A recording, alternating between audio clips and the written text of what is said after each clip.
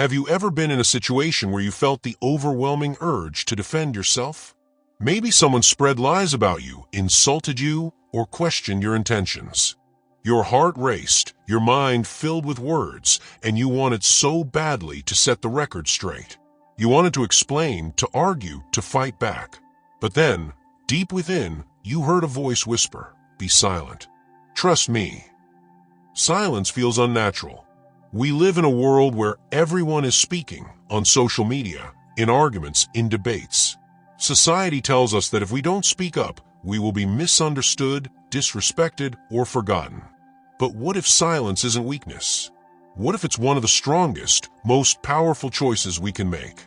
God doesn't need your words to defend you. He doesn't need your explanations to prove your innocence. He asks you to trust Him, to stay still, and to let Him work in ways you cannot see. Many times, the greatest battles in our lives are not won with words, but with faith. In the Bible, Jesus stood silent before His accusers. Moses, faced with the Red Sea and Pharaoh's army, was told to be still. Job, broken and suffering, learned that silence before God was an act of surrender. Silence isn't passive, it is an act of power.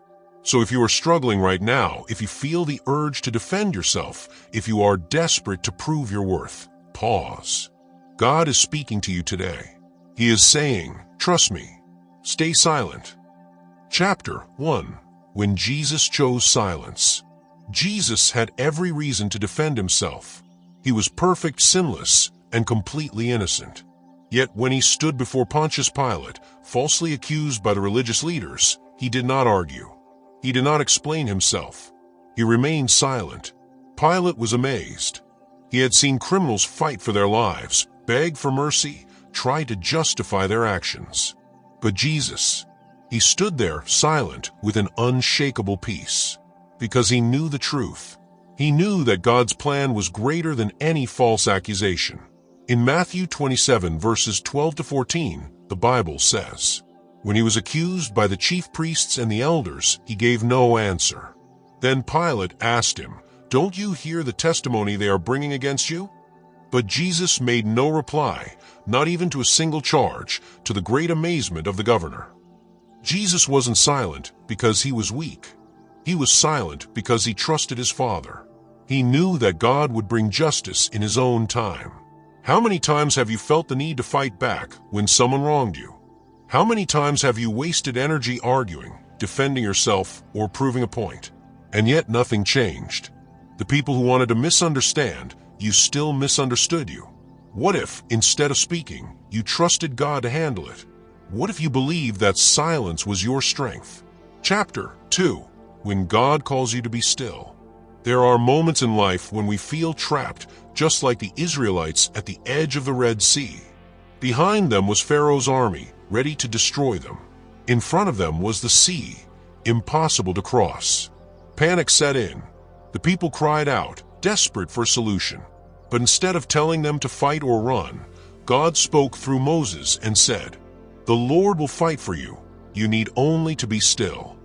Can you imagine the faith it took to believe those words? To stay silent when everything inside of them screamed to act? But in that moment of stillness, God moved. He parted the Red Sea, making a way where there was none. The battle was never theirs to fight. It was always in God's hands. Maybe you are facing your own Red Sea moment right now. Maybe someone has turned against you. Maybe you feel cornered, attacked, or falsely accused. And every part of you wants to fight back, to prove yourself, to set things right. But what if God is telling you to stop? What if He is whispering, "Be still. I am fighting for you"? Silence is not doing nothing. Silence is trusting God to do everything. Chapter 3. The Wisdom of Holding Your Tongue. The book of Proverbs is filled with verses about the power of silence. Words have weight. They can build up or tear down, heal or destroy. And often, the wisest thing we can do is simply say nothing at all. Proverbs 10 verse 19 says, "When words are many, sin is not absent, but he who holds his tongue is wise." How many times have you spoken in anger and regretted it later? How often have you said things you wish you could take back? Silence is not just about trusting God to fight for you. It is also about protecting yourself from saying something you shouldn't. When emotions run high, when tempers flare, when people provoke you, your silence is your shield. It keeps you from falling into sin, from speaking out of frustration, from adding fuel to a fire that God is already working to put out. Proverbs 17 verse 28 says, "Even a fool is thought wise if he keeps silent, and discerning if he holds his tongue." You don't need to have the last word. You don't need to explain yourself to everyone. The people who love you don't need an explanation, and the people who hate you won't believe one anyway. Choose wisdom. Choose silence. Chapter 4. God's Justice in His Time. One of the hardest things about staying silent is waiting for justice. We want to see immediate results. We want to see our enemies humbled, the truth revealed, and the wrongs against us made right. But God's justice does not always work on our timeline. Ecclesiastes 3 verse 7 reminds us, "There is a time to be silent and a time to speak." God is never late. He is never unaware of what is happening in your life. If He is calling you to be silent, it is because He is working in ways you cannot see. Joseph, in the Old Testament, was betrayed by his brothers, sold into slavery, falsely accused, and thrown into prison. He had every reason to cry out, to protest his innocence. But he remained faithful, trusting that God would deliver him. And in time, God did. He raised Joseph up to a position of great power, turning what was meant for evil into something good. What if Joseph had spent all his time complaining?